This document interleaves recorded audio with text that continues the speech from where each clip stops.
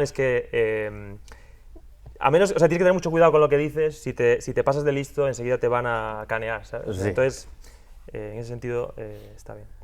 Sí. Bueno, iba a sacar el melón de los directores de tesis, que veo que por aquí hay 2, como mínimo. 4, 5, Sí. 4, 5... ¿Cuántas veces, cariñosamente, os habéis cagado en ellos? Cariñosamente. ¿O eso no ocurre? Vamos por turnos, Pero hagámoslo constructivo, ¿vale? Para las nuevas generaciones, ¿no? De cómo se tienen que cagar los directores de tesis de forma que acabe el final feliz. Yo creo que es lo que, no me acuerdo quién lo comentaba ahora mismo antes, hay muchos tipos de directores de tesis y muchas veces cuando empiezas a hacer una tesis es bueno hablar con estudiantes, tanto actuales como pasados, de la persona con la que quieres hacer la tesis, porque hay muchos tipos de persona. Yo creo que todos los que estamos sentados en esta mesa hemos tenido mucha suerte en eso. O sea, hemos hecho... ¿Cómo puedo yo testear con eso? Con gente que tiene distintos es verdad. formas de ser, distinto carácter, pueden ser mejores o peores en investigación, pero yo creo que todos hemos dado con personas agradables y buenas personas, en ese sentido. Pero realmente... Aunque si yo hubiera hablado, perdón que te interrumpa, si hubiera hablado demasiado con estudiantes para pedirles permiso y les hubiera hecho caso, a lo mejor no habría acabado haciendo la tesis con el director con el que la hice y hubiera sido un error, yo creo. Así que en ese sentido fue bueno que yo ni siquiera fuera del Autónoma ni del IFT y no conociera a nadie y yo viniera aquí y a las bravas, porque si no, a veces los consejos de otros estudiantes que tampoco tienen por qué saber mucho, pueden ser más peligrosos que otra cosa. Obviamente todo ahí yo creo que hay que promediarlo y hay que dividir por un factor de no las vosotros, peculiaridades de la persona. vosotros no, sino vuestros amigos, ¿vale? Claro.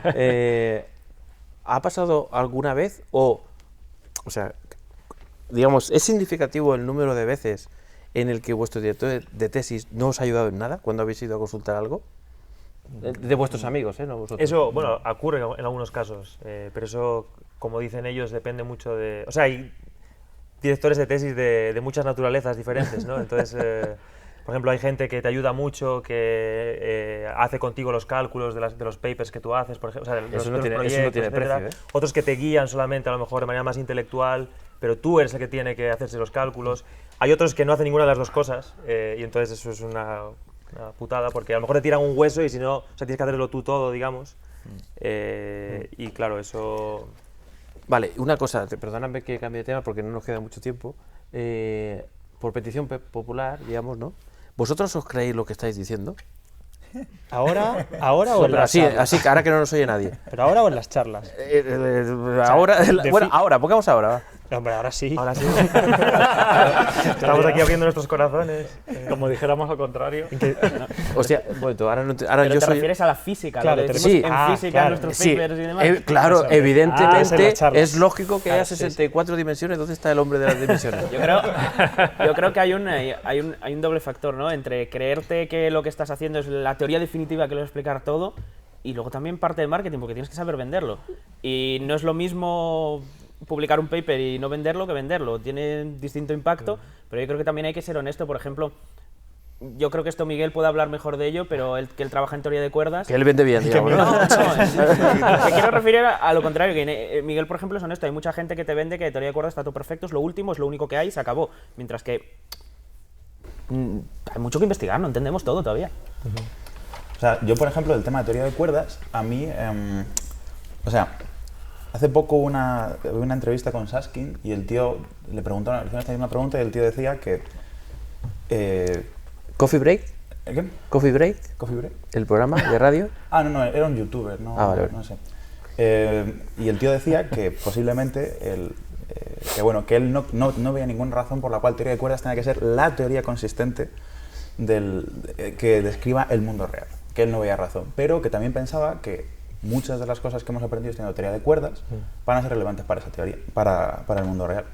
Entonces, a mí, o sea, lo que preguntabas de si nos creemos lo que estamos haciendo y tal, yo, pues eso, trabajo en teoría de cuerdas. Para mí, la pregunta fundamental que uno quiere entender al final del día es ¿qué hay en el mundo real? ¿Cómo es gravedad cuántica, el ultravioleta y tal? Pero es una pregunta muy difícil. Y como otras muchas veces que hemos hecho en física, lo que haces es, normalmente, dividir la pregunta en dos pasos. Entonces, la primera pregunta que te puedes hacer quizás es algo un poco menos ambicioso, que es decir, vale, ¿puedo construir algún modelo consistente de gravedad cuántica o una clase de modelos que sean consistentes? Eso como paso cero.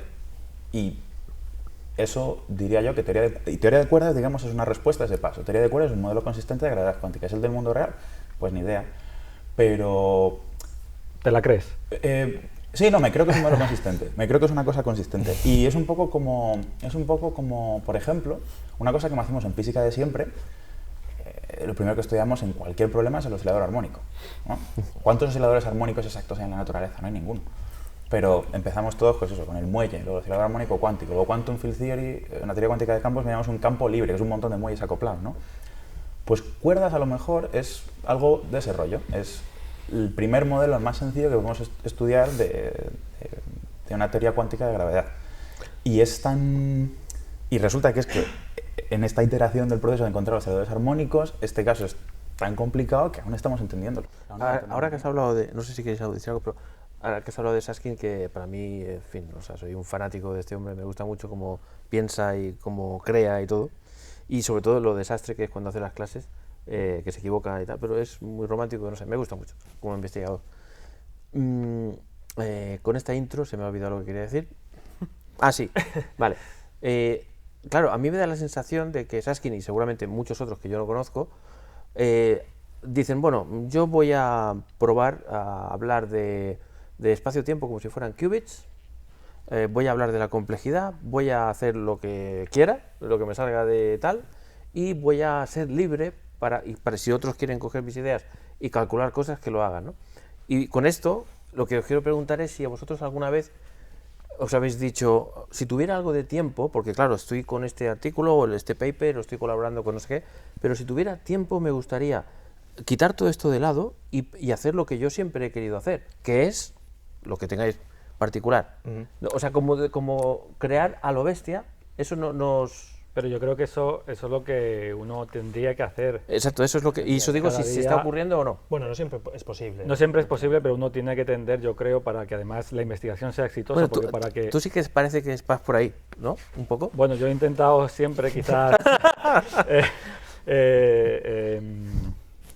he intentado siempre trabajar en lo que yo pensaba que me gustaba más, sin importarme quizá demasiado el qué dirán, vamos a decirlo así. Sí, exacto, porque... Lo cual no siempre es la mejor estrategia, porque uno tiene que tener en cuenta que al fin y al cabo esto es un trabajo, alguien te tiene que pagar para que tú puedas tener el lujo de poder dedicarte a ello. Algo de mainstream tienes que tener. Algo de mainstream, pero por otro lado es que si no trabajas en algo que te gusta de verdad para poder tener éxito en ello, y entonces al final, en cierto sentido, vas a fracasar igualmente, por así decirlo.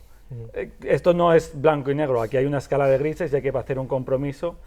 Hay incluso índices que pueden llegar a parametrizar cómo de conveniente es hacer una investigación, en el sentido de que hay que tener en cuenta un equilibrio entre que te tiene que gustar, tiene que ser duable, en el sentido de que puedas llegar a obtener un resultado que puedas publicar, y a la vez tiene que interesarle a una comunidad, aunque sea pequeña. Son estas tres cosas en las que hay que guardar un equilibrio, porque tampoco vale decir, a mí me encantaría resolver este problema, que es cojonudo de difícil, gravedad cuántica, lo que sea, y a lo mejor me tiro 5 años sin publicar porque estoy pensando, eso no puede ser, por lo que además comentaba Mario, hay que publicar o si no mueres. Claro, es que... Pero yo creo que al menos desde mi opinión, lo importante es dedicarte a algo que a ti te guste, que te llene y que digas, yo haría esto gratis, si alguien me diera de comer. Eso no es gratis. Un pequeño comentario de eso muy corto. Es que tenemos un problema muy fuerte en física teórica, yo creo, que somos muy mitómanos. Entonces, este tipo de cosas se lo puede permitir Susskind porque es Susskind. Pero igual otros investigadores no se lo pueden permitir. A eso me refería. Y eso también repercute a que muchas veces si ves un paper de una idea, aunque sea muy loca y lleva cierto firmante, le das muchísima más repercusión y va a tener muchísima repercusión en la comunidad, va a tener muchas más citas que si lo escribe un señor random de una universidad pequeña. Exactamente.